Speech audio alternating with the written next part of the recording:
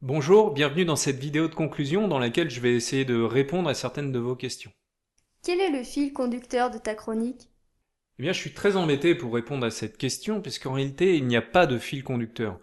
Les diverses informations que je retranscris dans les épisodes, je les ai découvertes un petit peu au hasard sur des sites d'information alternatifs, sur des blogs ou alors des chaînes YouTube au hasard.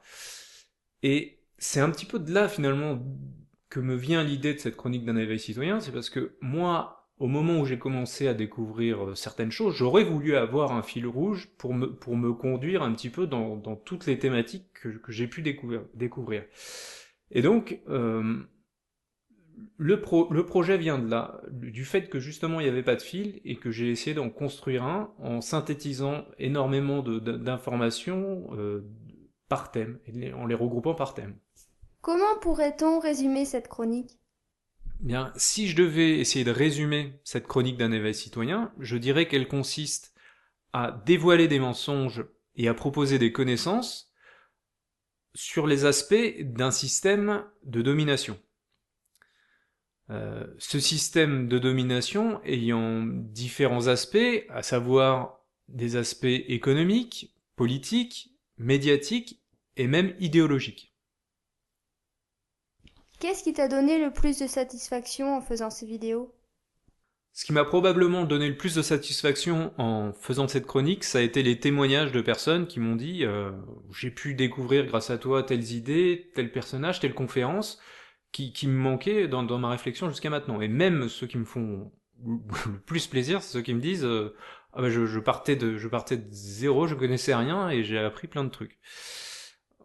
Parce que en réalité, c'est l'objectif que j'avais en premier, c'est de partager les connaissances que j'avais pu acquérir au travers de mes recherches. Parce que, enfin, moi, je gagne pas grand-chose, enfin, je gagne rien du tout avec ces vidéos, hein, un petit peu les gens qui me donnent sur Tipeee, mais finalement, et puis c'est même pas ça que je recherche. L'important, c'est de vouloir partager ces connaissances.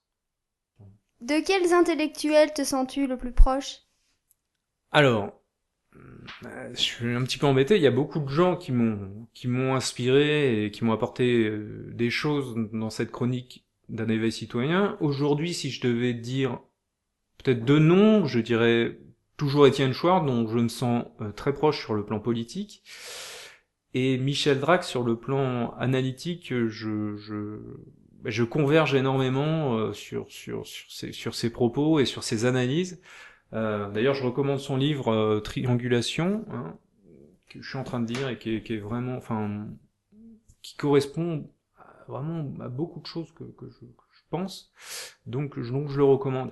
Après, certains vont dire, mais comment c'est possible de conjuguer un peu l'idéalisme démocratique d'Étienne Chouard avec une espèce de réalisme de Michel Drac.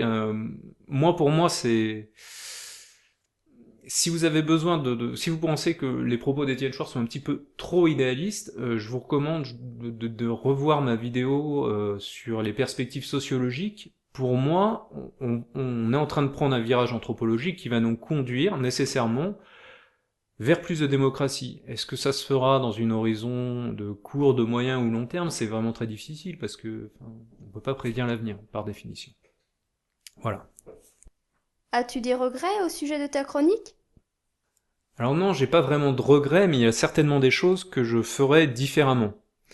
Par exemple, le générique est pour moi finalement beaucoup trop long, et il y aura plus jamais de générique aussi long si jamais je refais des vidéos. Il y a certainement aussi, bah, par exemple, la première vidéo sur Dieudonné, elle est essentiellement à décharge, celle-là je l'ai faite avec beaucoup de cœur, etc. Mais ce serait, aujourd'hui, je la ferais certainement plus nuancée. Euh, il y a également, enfin, des trucs, des choses qui vont me déranger, notamment la non-assurance, qui n'existait pas à l'époque où j'ai fait la vidéo, mais que je considère absolument pas comme anti-système et qui ressemble un petit peu à une arnaque.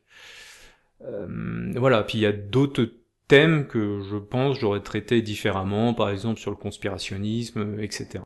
Est-ce vraiment la fin de ta chronique? As-tu d'autres projets?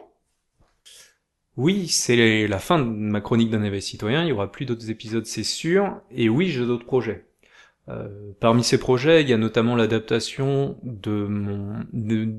de mes articles l'érosion et l'évaporation du capital, qui sont en fait des analyses économiques, en vidéo, donc j'essaierai de le faire sans les digressions qu'il y a dans les articles, pour que ce soit le plus accessible possible.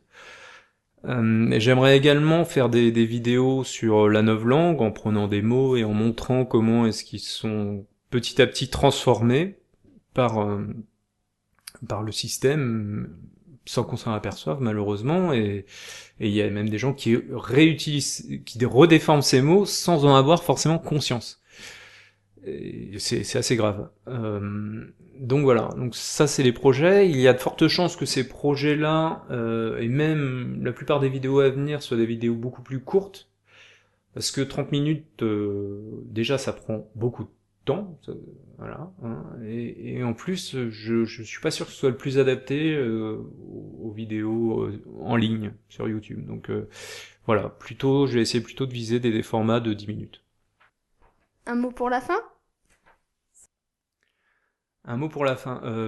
Si mes beaux yeux vous ont donné envie de voir ou de revoir mes vidéos, vous pouvez cliquer ici sur le lien et ça lancera toute la série de ma chronique d'un éveil citoyen.